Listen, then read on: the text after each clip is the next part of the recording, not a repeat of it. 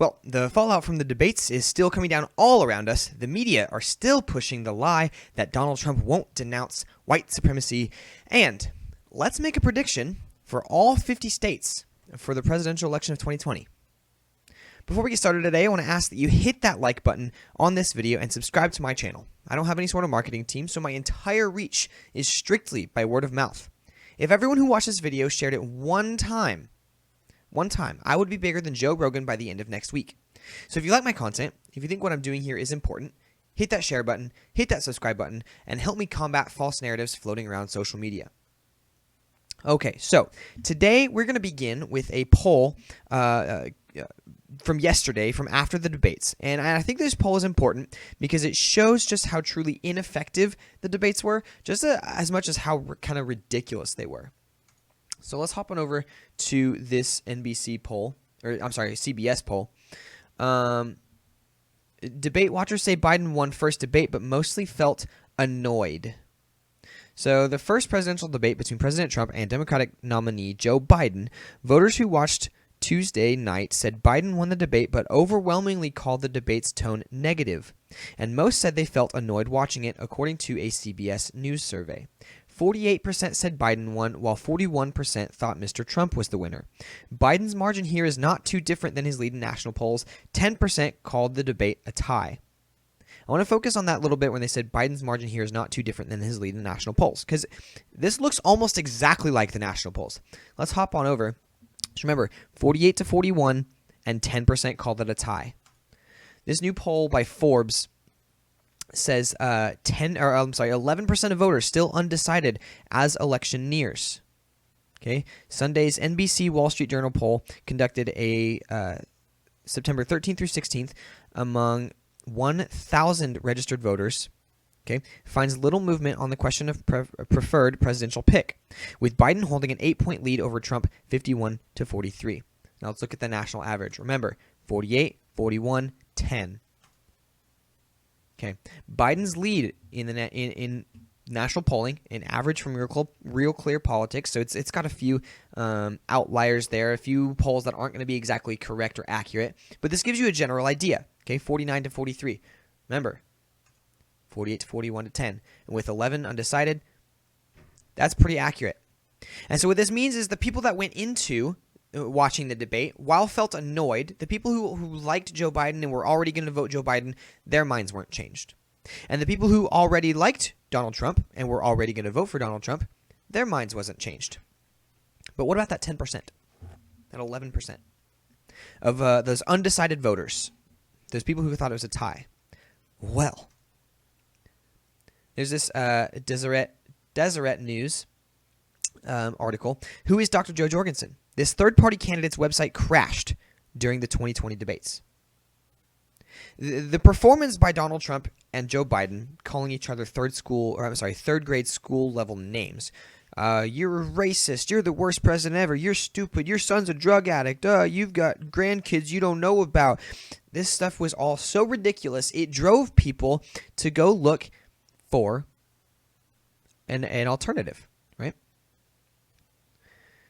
What's going on? Jorgensen, who is running in the 2020 election as the Libertarian candidate, made headlines Wednesday morning after the first presidential debate between President Donald Trump and Democratic presidential nominee Joe Biden.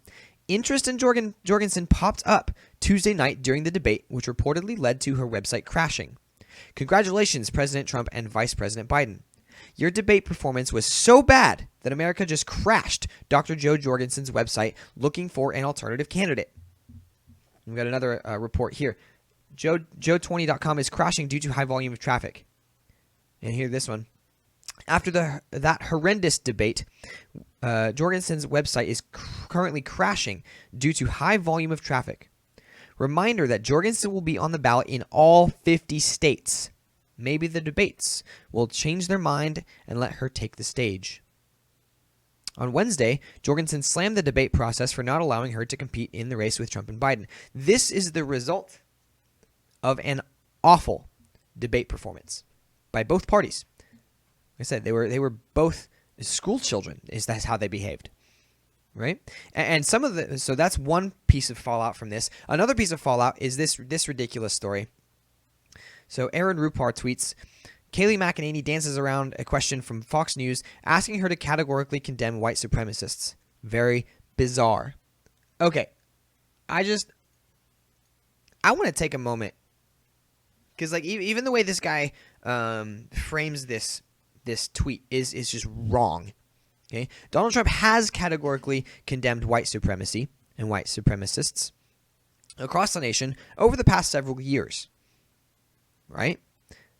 And so you see Sarah A. Carter retweets him and says, "What are you talking about? Press Secretary absolutely answered the question without even a doubt. You are spreading lies and disinformation. By the way, not that I need to point this out, but his daughter, grandchildren, and son-in-law are devout Orthodox Jews. Devout, but that's whatever." So it doesn't make sense. None of this makes sense. So we're going to watch this video real quick. Start off. I'd like to ask you for a definitive and declarative statement without ambiguity or deflection. As the person who speaks for the president, does the president denounce white supremacism and groups that espouse it in all their forms? This has been answered yesterday by the president himself, the day before by the president himself on the debate stage. The president was asked this. He said, sure, 3 times. Yesterday, he was point blank asked, do you denounce white supremacy? And he said, I've always denounced any form of that. I can go back and read for you in August 2019, in one voice, our nation must condemn racism, bigotry, and white supremacy. In August of 2017, racism is evil, and those who cause violence in its name are criminals and thugs, including the KKK, neo-Nazis, white supremacists, and other hate groups. I have an entire list of these quotes that I can go through with you. He has condemned white supremacy more than any president in modern history. But just to clear it up this morning, can you, naming it, make a declarative statement that you denounce, that the president denounces it? I just did. The president has denounced this repeatedly. The president was asked this. You're contriving a storyline and a narrative. I'm just asking you to put this to rest. I just did. I read you all of the quotes, and if you need to see them in writing, I will put them in an email. Hold on. So, Kayleigh, can you right now denounce white supremacy and the groups that espouse it? The president has denounced white supremacy, the KKK, and hate groups in all forms. He signed a resolution to that effect. The president just last week, perhaps you all weren't covering it, but just last week expressed his desire to see the KKK prosecuted as domestic terrorists. This president had advocated for the death penalty for a white supremacist, the first federal execution in 17 years. His record on this is unmistakable, and it's shameful that the media. So there's that. So there's that.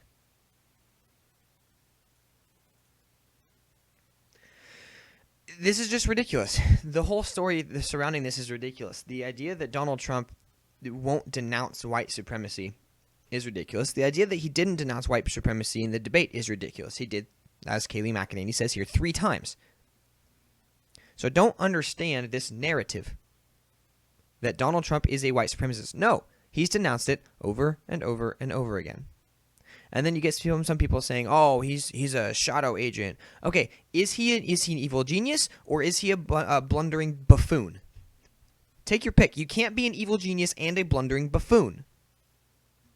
I tend to fall more on the line, he's a blundering buffoon. I don't think he's a genius. I think he's kind of smart. I think he knows what he's doing, for the most part. I don't think he's stupid. I think he just says whatever comes out of his mouth. I think it's that simple. I think there's no filter between his head and his mouth, and he says whatever he wants to say at the time. So this idea that he just hasn't denounced white supremacy, the idea that that Kayleigh here has danced around the question, asking to categorically condemn white supremacists, it's ridiculous. It's ridiculous, and I think voters are going to see this, and I think they're going to see it, and I think that this is how the vote's going to go. So let's take a look at this 270 win electoral map. Okay, so there are a few states we can check off automatically. Alaska is going to go Trump. Hawaii is going to go Biden. Okay, California, Biden. Oregon, Biden. Washington, Biden. Now here's where it gets interesting. I think Nevada, likely Biden. I think Idaho is pretty solid Trump. I think Montana, pretty solid Trump. Wyoming, Trump. Utah, Trump. Arizona. Arizona's a little bit of a battleground state. But Trump is within 3 points, 2.8, which is well within the margin of error. So I think this is going to go Trump, likely Trump. New Mexico and Colorado, there's no way Trump's going to win them. Okay. Texas, Trump. Oklahoma, Trump. Kansas, Trump. Nebraska, based on 2016, based on how they're voting today, I think Trump. South Dakota, Trump. North Dakota, Trump. Minnesota's a little interesting. We'll save that for later. Iowa, likely Trump. Missouri, definitely Trump. Arkansas, Trump. Louisiana, Trump. Mississippi, Alabama, Georgia. I think Florida is likely Trump. I don't think it's definite. I think Biden can pull it out of the hat. I don't think he's going to, but he can. Let's see what else we got here. We got South Carolina. Ooh. North Carolina. Tennessee. Kentucky. I think Virginia is going to go blue. I think West Virginia is going to go red. Let's see, Illinois, blue because of Chicago. Indiana, likely red. Ohio. Ohio's a little difficult. Let's see here. Let me pull that up. Based on the numbers right now, Trump is within 3.3, which is still within the margin. I think it's going to lean Democrat.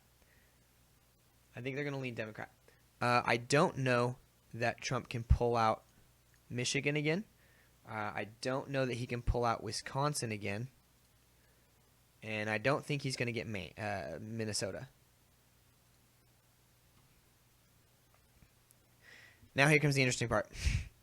For Maine, I think District 1 is going to go blue. I think District 2 is going to go red.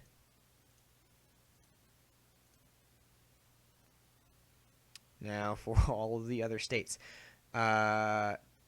Massachusetts, blue.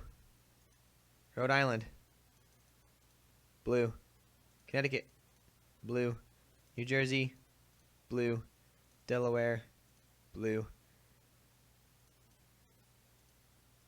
Maryland, blue. Washington, D.C., blue. Pennsylvania. Pennsylvania, I'm not sure. Let's look at the polling in Pennsylvania right now. Trump's trailing behind pretty heavily here. He's back almost 6 points. I think, even though it went red in 2016, I think it's going to lean blue. New York, heavy blue. Vermont, blue. New Hampshire, blue.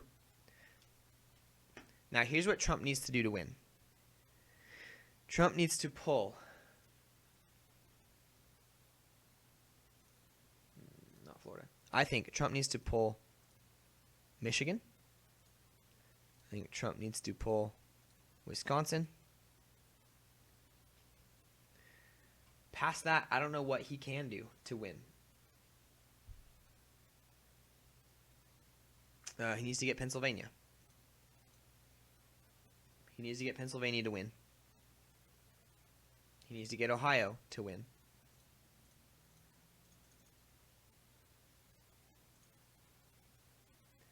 So Pennsylvania and Ohio, I think, are going to be the two most critical states.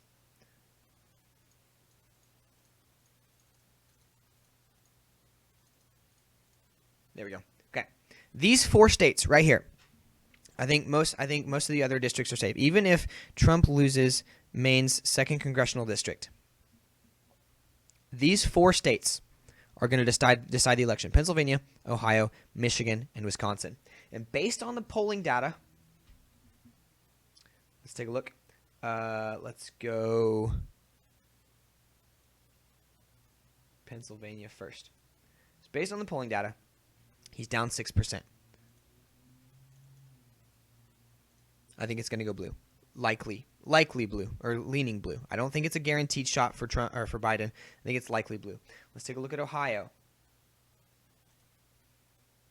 Trump is down less than 4%, so he could pull it out. Let's go leaning red, which leaves Michigan and Wisconsin.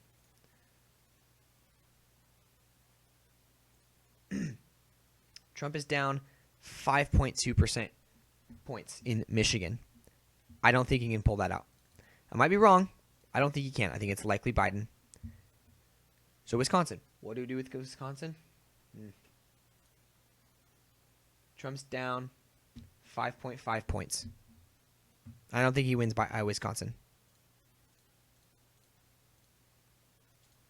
Based on the electoral map of 2016 and judging on polling data from this year, really, unless Donald Trump wins Pennsylvania, he's not going to win the election. So he needs to campaign hard in Pennsylvania. Unless he wins Pennsylvania, he's not going to win the election. He can lose Wisconsin and Michigan. He can't lose Ohio and Pennsylvania. If he loses either of those two states, he loses the election. So there is my prediction. I think Trump will be able to pull out a hat trick. I think he will win one or both of these states. I think he will win one of Wisconsin or Michigan. Don't think he'll win both. I think he might win Michigan. Wisconsin went red once. I don't think he'll do it again. I think he'll win Michigan. I think he'll win Ohio. I think he's going to lose Pennsylvania. And so that is a really close. I think that's a really close election. So there's my prediction. Take it or leave it. I think this is what's going to happen. I think Biden's going to win almost all the states that he won, that Clinton won in 2016. I think he'll pick up an extra couple. I think Trump's going to lose a couple, but I still think he's going to win. Kind of what happened with 2008 and 2012 with Barack Obama. Lost a couple of states that he'd won in the previous election, but other than that. So, hope you guys enjoyed this content, and I will see you here tomorrow.